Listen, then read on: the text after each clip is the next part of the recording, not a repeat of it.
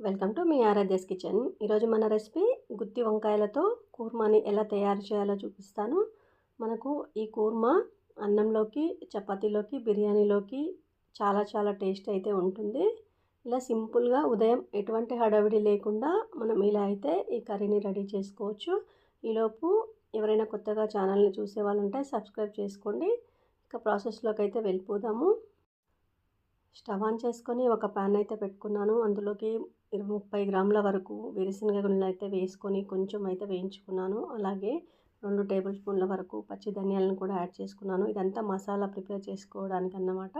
అలాగే 2 స్పూన్ల వరకు ఎండు కొబ్బరిని కూడా పొడుగుగా కట్ చేసుకొని నేను వేయించుకుంటున్నాను. ఇది కూడా 2-3 మినిట్స్ పాటు వేగాక ఇందులోకి ఈ మసాలా ప్రిపేర్ చేసుకోవడానికి 2 టేబుల్ స్పూన్ల వరకు తెల్ల నువ్వులను కూడా యాడ్ చేసుకున్నాను. అలాగే మీ దగ్గర కాజు ఉంటే కాజు కూడా యాడ్ చేసుకోవచ్చు. 1/2 టేబుల్ స్పూన్ వరకు జీలకర్రను కూడా యాడ్ చేసుకున్నాను. ఇదంతా కూడా బాగా వేగేంత వరకు ఇలా స్టవ్ని సిమ్లో పెట్టి వేయించుకోవాలి. ఈలోపు అందరికీ చిన్న రిక్వెస్ట్ అండి, వీడియో నచ్చినట్లయితే ఒక లైక్ అయితే చేయండి. మీ లైక్ అనేది నాకు చాలా సపోర్టుగా ఉంటుంది. మసాలా కోసం వేయించుకున్నవన్నీ కూడా చల్లారపెట్టుకుందాము. ఇప్పుడు మనం ఒక చిన్న నిమ్మకాయ సైజ్ అంత చింతపండుని కూడా నానబెట్టుకున్నాను. అలాగే ఒక బౌల్లోకి వాటర్ తీసుకొని 1/2 టేబుల్ స్పూన్ వరకు పసుపును కూడా యాడ్ చేసుకొని, అలాగే అందులోకి 1/2 టేబుల్ స్పూన్ అంత సాల్ట్ని కూడా యాడ్ చేసుకొని పక్కన పెట్టుకోవాలి.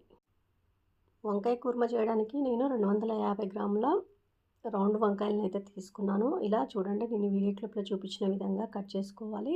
అన్నీ కూడా అలానే కట్ చేసుకోవాలి. కట్ చేసేటప్పుడు ఒక చిన్న జాగ్రత్త అండి, ఇక్కడ లోపల పుచ్చులు ఉండే అవకాశం ఉంటుంది కాబట్టి ఒకసారి చెక్ చేసుకోండి. మనం ఇంతకుముందు పసుపు వాటర్ వేసుకున్నాం కదా, కలర్ చేంజ్ అవ్వకుండా ఏమన్నా బ్యాక్టీరియా ఉన్నా కానీ వెళ్ళిపోతుంది కాబట్టి నేనైతే ఇలా పసుపు నీళ్ళలో వేసాను. అలా వేసుకున్న 10 మినిట్స్ తర్వాత ఒక జాలి గిన్నెలో అయితే తీసుకొని నీళ్ళన్నీ కూడా ఒడిసే విధంగా చూసుకోవాలి. ఈలోపు స్టవ్ పై ప్యాన్ పెట్టుకొని ఆయిల్ అయితే వేసుకొని, ఆయిల్ హీట్ అయ్యాక ఈ వంకాయలను అయితే ఆయిల్లో బాగా ఫ్రై చేసుకోవాలి.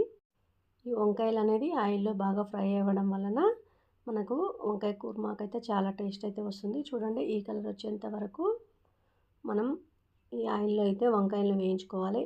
ఇలా వచ్చిన తర్వాత తీసుకొని ఒక బౌల్లో పక్కన పెట్టుకోవాలి. మిగతావన్నీ కూడా ఇలానే చేసుకుంటే డైరెక్ట్గా మనం కూర్మాలోకి అయితే రెడీ చేసుకోవచ్చు. ఇప్పుడు మనం ఇంతకుముందు మసాలా దినుసులు వేయించుకున్నాం కదా, అవి పూర్తిగా చల్లారిపోయాయి. వీటిని అయితే గ్రైండ్ చేసుకోవాలి. మెత్తగా పౌడర్ లాగా వచ్చే విధంగా గ్రైండ్ అయితే చేసుకున్నాను. చూడండి వీడియో క్లిప్లో. ఇప్పుడు ఇంతకుముందు చింతపండు నానబెట్టుకున్నాం కదా, ఆ వాటర్ని అయితే ఇందులోకి అయితే యాడ్ చేసుకోవాలి.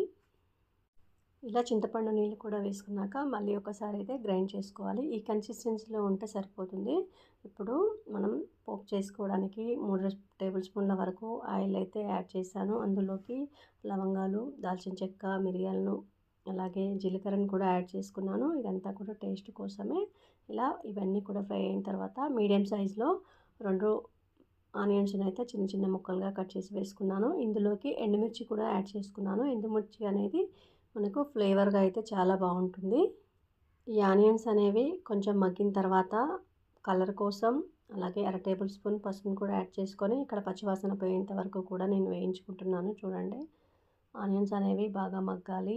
ఇలా పసుపు కూడా వేగిన తర్వాత 1/2 టేబుల్ స్పూన్ వరకు అప్పుడే ఫ్రెష్గా దంచిపెట్టిన అల్లంని కూడా యాడ్ చేశాను. అలాగే ఒక బిర్యానీ ఆకు, కరివేపాకును కూడా నేను ఇక్కడైతే యాడ్ చేసుకున్నాను.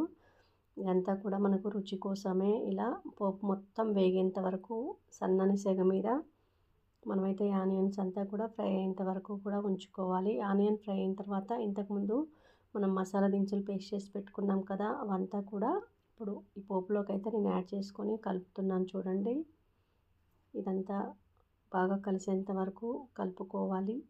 కలుపుకొని ఒక 2-3 మినిట్స్ పాటు మనమైతే మూత పెట్టేసి అలా వదిలేయాలి. అందులోనే ఇప్పుడు 2-3 వరకు మీడియం సైజు టమాటాలను కూడా మనం చిన్న చిన్న ముక్కలుగా కట్ చేసుకొని ప్యూరీ చేసుకొని అయితే ఇక్కడ టమాటా ప్యూరీని అయితే నేను ఇక్కడ యాడ్ చేశాను.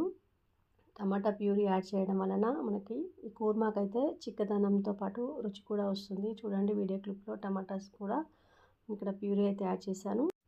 ప్యూరీ అంతా కూడా కలిపేసి కాసేపు అలా వదిలేయండి. ఆయిల్ అంతా కూడా సపరేట్ అయ్యేంత వరకు.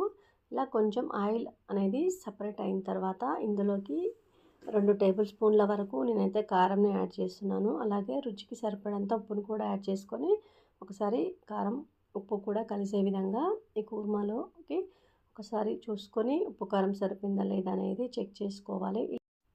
మళ్ళీ ఒక 5 మినిట్స్ పాటు అలా వదిలేస్తే ఆయిల్ అంతా కూడా పైన సపరేట్ అయ్యి మనకి తేలినట్లు కనిపిస్తుంది కదా! ఈ టైంలో ఒక 200 ml వరకు నేనైతే వాటర్‌ని యాడ్ చేశాను.